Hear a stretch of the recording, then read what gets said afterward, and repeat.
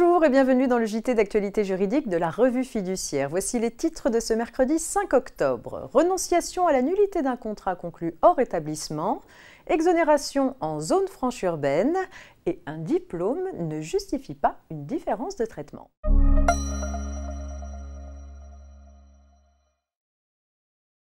Lorsqu'une partie à un contrat aurait pu demander sa nullité et y renonce, elle confirme la validité de ce contrat. Cette confirmation du contrat peut être mise en œuvre de façon tacite sous réserve que son auteur ait bien su qu'il pouvait demander la nullité. Cette condition faisait difficulté dans une récente affaire. 2 contrats de fourniture et d'installation de panneaux photovoltaïques sont conclus hors établissement entre un professionnel et un couple qui verse le prix demandé.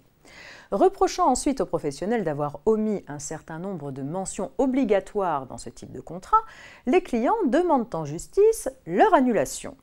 Le professionnel s'y oppose, invoquant les conditions générales de vente communiquées aux clients. Reproduisant intégralement et de façon parfaitement lisible les différents articles du Code de la consommation, elles avaient permis à ses clients d'avoir connaissance de l'irrégularité formelle des mentions du contrat. Le professionnel prétend donc qu'ils ont tacitement renoncé à demander la nullité des contrats en les exécutant volontairement en connaissance de cause. La Cour de cassation lui donne raison.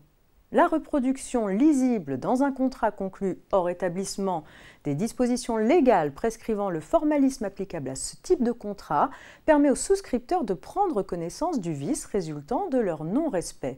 Pour les juges, au cas présent, la reproduction des dispositions du Code de la consommation par les conditions générales figurant au verso du bon de commande suffisait à révéler aux souscripteurs les vices affectant ce bon. Par conséquent, la confirmation des clients est acquise.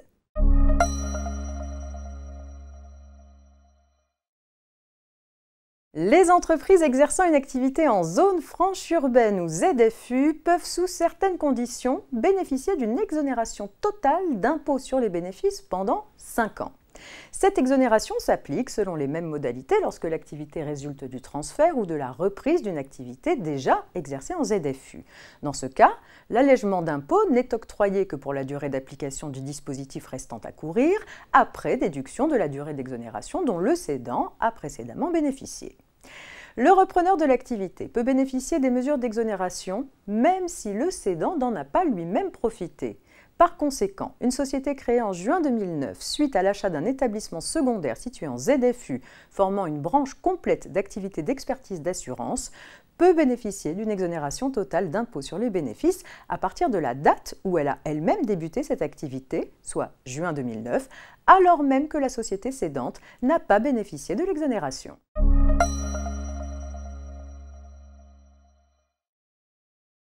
Et on termine avec une petite histoire de diplôme et de différence de traitement. Une postière avait comparé sa situation avec celle de 3 collègues exerçant les mêmes fonctions et constaté que l'une d'entre elles bénéficiait d'une classification supérieure, malgré, semble-t-il, une ancienneté moindre. Pour justifier cette inégalité de traitement devant les prud'hommes, l'employeur avait répliqué que la salariée la mieux lotie était la seule à détenir un diplôme. Fidèle à sa jurisprudence, la Cour de cassation rappelle que la seule différence de diplôme ne permet pas de fonder une différence de traitement entre des salariés qui exercent les mêmes fonctions.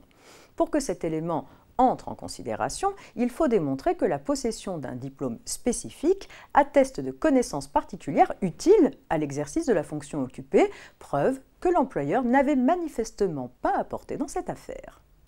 C'est tout pour aujourd'hui, je vous souhaite une bonne journée et à demain.